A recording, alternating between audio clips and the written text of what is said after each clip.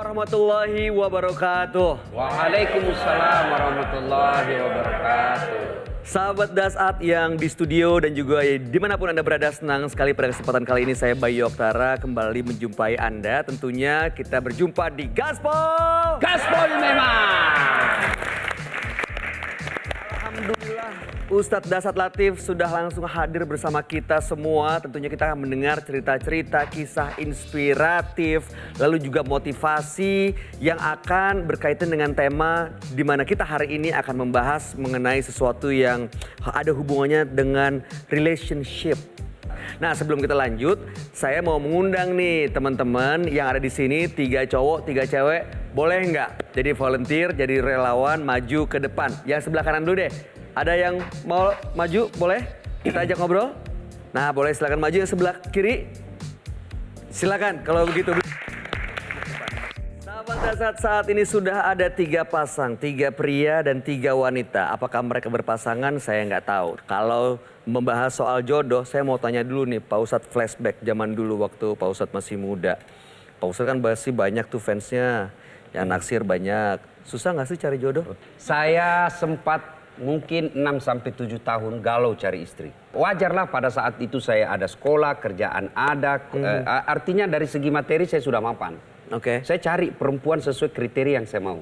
Oh lama, enggak dapat. Kemudian saya, ya Allah, saya ingin penghafal Quran. Oh, minta Langsung itu aja kesimpulan saya. Waktu itu saya umroh, berdoa ya Allah, saya hanya minta penghafal Quran. Nah, akhirnya pada saat itu saya mau pergi ceramah ke Malaysia, tiba-tiba ada guru saya, dosen saya berkata, Ustadz, kau menikah? Saya tidak ada calon. Ada sepupu saya, penghafal Quran. Masya Allah. Tapi dia ada di satu, saya bilang, baik nanti kita pulang dari Malaysia kita ke sana. Tahu-tahu sebelum saya ke sana, saya diundang pergi nikah massal di satu tempat. 40 pasang nikah massal. Saya datang pada saat itu tidak ada perencanaan saya mau ceramah. Saya hanya hadir, dilihat sama pimpinan pondok. Ada Ustadz Dasat Latif. Kita minta dia menyampaikan nasihat perkawinan. Saya bingung, nasihat perkawinan saya belum ada istri. Ya kan? Akhirnya saya bilang juga, saya harus takziah kan tidak harus mati dulu. Ya kan? Ceramah takziah tidak harus mati dulu kan. Akhirnya saya isi. Sudah itu tiba-tiba saya dikenalkan dengan seorang ibu. Kata guru saya tadi ini, yang profesor. Ustadz, ini ibu ada anaknya penghafal Quran di Gontor. Ringkas kisah, perempuan itu tidak pernah saya tengok fotonya, tidak pernah kenalan, tidak pernah tahu. Hari Ahad saya kenal ibunya, selesai khutbah Jumat saya pergi melamar. Masya Allah. Dalam durasi 5 hari saja, alhamdulillah sekarang itu jadi istri saya. Jadi istri saya itu yang ada di rumah Mas Bayu, tidak ada istilah pacar-pacaran, tidak ada istilah tarupan, tidak ada kenalan, enggak. Begitu sudah pas, oke. Masya Allah. Alhamdulillah minta langsung pada sang pemilik hati dan alhamdulillah diberikan jodohnya Pak Ustadz. Itu kan bagian dari ikhtiar Pak Ustadz ya. Nah kalau misalnya ada orang yang sampai sekarang masih jomblo, masih sendiri, itu takdir apa ikhtiar? Kurang ikhtiar Pak Ustadz? Jangan dijawab dulu Pak Ustadz. Nah tahan dulu. Kita ketemu dulu nih sama teman-teman kita yang ada di sini, sahabat Dahsyat. Saya mau tanya dulu yang ke laki-laki. Namanya siapa Mas? Ari. Ari, oke. Mas Ari, perempuan idamannya Mas Ari itu seperti apa sih? Buat saya sih secara pribadi nih, pertama sih saya ngeliat fisik sih. Fisik, Fisik. tinggi, cantik. oke. Jadi ya itu kriteria saya. Sudah menemukan? Sampai saat ini sih belum. Kan banyak perempuan cantik. Oke. Bingung saya, emang gak ada yang cantik di dunia. Mungkin dia nggak suka sama saya kali, yang cantik. Cantik ya, cantik. Terus apalagi itu dulu pertama. Pertama Iya, cantik. itu. Cantik. Oke. Itu aja atau itu aja? Itu aja sih. Nanti selanjutnya nanti kan kita masih bisa lihat nih karakter dia nih seperti apa sih gitu. Kalau misalnya bisa bisa Nyambung. bisa nyambung gitu. Nah itu nanti kita seiring berjalan bisa lanjut gitu. Oh jadi pacaran dulu baru menikah. Buat saya sih. Oke. Mas Ari, di depan Anda ada 3 wanita. Ada yang memenuhi kriteria? Ada sih. Coba saya mau tanya dulu ya Pak Ustadz ya sebentar, yang sebelah kanan. Mbak Alin, dengar Mas Ari tadi mencari jodoh yang pertama cantik. Komentarnya menurut Anda fair nggak kalau jodoh itu yang dilihat cantiknya dulu? Kalau aku sih nggak fair. Nggak fair? Nggak. Yang fair tuh gimana harusnya? Jangan lihat fisik dulu sih kalau aku mah. Harusnya apa yang dilihat? Kepribadiannya dulu. Oke, di antara 3 ini menurut Mbak Alin ada nggak yang kepribadiannya oke gitu sesuai? Ada. Ada. Ada, ada. Ya, ada. Oke, saya mau tanya lagi, Mas Nano. Oke, lebih pilih calon pasangan yang memang pengetahuan agamanya cukup gitu ya, atau yang punya karir kemana-mana, mengembangkan dirinya sebagai wanita? Kalau menurut saya yang pertama tadi. Yang pertama. Ah. Oke, kalau menurut Mbak, lihat laki-laki itu yang karirnya sudah mapan tapi pengetahuan agamanya kurang, atau penghasilannya pas-pasan tapi pengetahuan agamanya luar biasa? Yang nomor 1 sih. Karir. Wajar Realistis cari sih, yang Pak. mapan. Wajar. Realistis. Wajar. Realistis ya? Wajar cari yang mapan. Menurut Anda ada di antara 3 ini di depan yang memenuhi kriteria? Ada sih. Asik. Boleh tahu yang mana? Wah, Enggak ya, jangan. itu nanti Japrian aja. Japri aja. Oke, Mbak Rahma, kriteria pertama yang dilihat saat mencari pasangan itu apa? Paham agamanya. Paham agama. Jadi cara taunya gimana tuh? Mungkin dari hal yang dasar dulu ya. Kalau misalkan laki-laki itu rajin sholat, otomatis agamanya mungkin akan lebih baik gitu loh. Kalau misalnya pengetahuan agamanya cukup, tapi karirnya belum mapan, masih merintis, atau mungkin kadang-kadang justru nggak punya pekerjaan, gimana?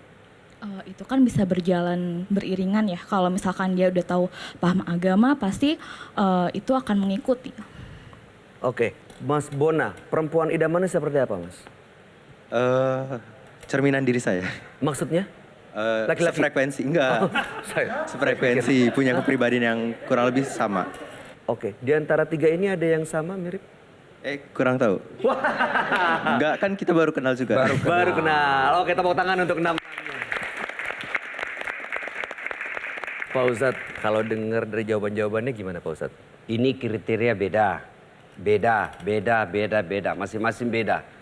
Maka Nabi membuat pedoman supaya kalian mendapati jodoh yang tepat. Karena Nabi itu sebagai uswah, teladan buat kita. Kriteria kata Nabi, nikahilah seorang wanita karena 4 hal. Nikahi seorang wanita karena 4 hal. Atau nikahi seorang wanita terima lamaran seorang lelaki karena 4 hal. Yang pertama kata Nabi, lijamaliha. Lihat kecantikannya. Jadi Islam tidak menyalahkan ketika Anda memilih perempuan cantik. Itu cari. Kenapa? Karena dia hampir 24 jam di depanmu. Mas Bayu kalau ditanya siapa perempuan paling cantik? Pasti jawabannya istrinya. Betul. Saya ditanya, enggak ada urusan saya dengan istri Mas Bayu. Istri perempuan paling cantik ya istri saya. Itu disebut subjektif. Nah, yang kedua kata Nabi, lihatlah karena hartanya. Tidak salah, Islam itu tidak melarang orang lihat perempuan sudah mapan, istri yang sudah mapan, wanita sudah mapan, laki-laki sudah mapan. Rasulullah menikah dengan Khadijah, itu kan janda yang sudah mapan. Betul. Sehingga kemapanan Khadijah, materinya ada, itulah yang digunakan Nabi dalam dakwah. Tapi ingat, ekonomi bukan jaminan satu-satunya untuk bahagia. Karena kalau ekonomi yang banyak, uang yang banyak, lalu bisa menjadi jaminan orang bahagia, tidak ada rumah tangga orang kaya yang bertengkar. Yang ketiga, kata Nabi, nikahilah dia karena keturunannya. Lihat siapa bapaknya. Nah, kalau orang Bugis selalu berkata, niga anak iro. Apa tuh artinya? Niga nenek. Artinya siapa anak itu, siapa neneknya, siapa turunannya. Dilihat dulu. Tapi tidak boleh jadi prioritas. Kenapa? Ada orang bapaknya Nabi, kan anaknya jadi pengkhianat. Betul. Nabi Nuh. Ada orang juga yang bapaknya pengkhianat, anaknya jadi Nabi, Ibrahim alaihissalam. Jadi ada orang kecewa menikah karena dia bilang, bapaknya ulama, kok anaknya ini begini sifatnya. Ya memang tidak ada jaminan turun itu iman. Iman tidak bisa diwariskan, iman itu harus dicari. Nah, kemudian yang keempat, kata Nabi, nikahilah dia karena agamanya. Imannya. Baik. Nah, tentu kita bertanya-tanya kenapa agama nomor 4, mestinya kan nomor 1. Betullah dia pada urutan keempat, tapi di situ dalam teori penulisan ada penegasan.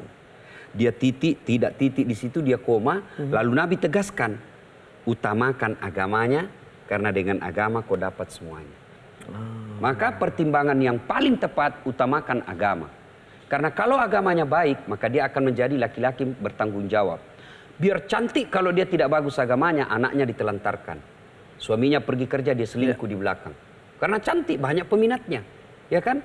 Tapi kalau dia kaya tidak ada agamanya, maka dia akan jadi sombong. Dia dihina pasangannya, dia remehkan pasangannya. Kita laki-laki kalau sudah diremehkan, tidak ada lagi arti rumah tangga. Ya. Makanya biasa laki-laki kalau marah, suami kalau marah, saya tahu uangmu lebih banyak, saya tahu bapakmu lebih hebat, tapi tolong hargai saya sebagai suamimu. Itu kenapa? Karena penghargaan inilah yang paling utama bagi seorang lelaki. Nah kalau dia kaya tidak ada agama, dia remehkan suaminya. Tapi kalau ada agamanya, bagus agamanya, maka insya Allah agama itu yang mengajarkan dia menjadi rumah tangga yang baik. Tentu pertanyaan buat kita seperti tadi ditanyakan, gimana mengetahui dia baik agamanya? Pas, pertama lihat sholatnya. Itu ukuran dia. Kalau banyak ceritanya menasehati, tapi tiba waktu sholat, tidak sholat, pasti itu orang munafik. Dahsyat sekali.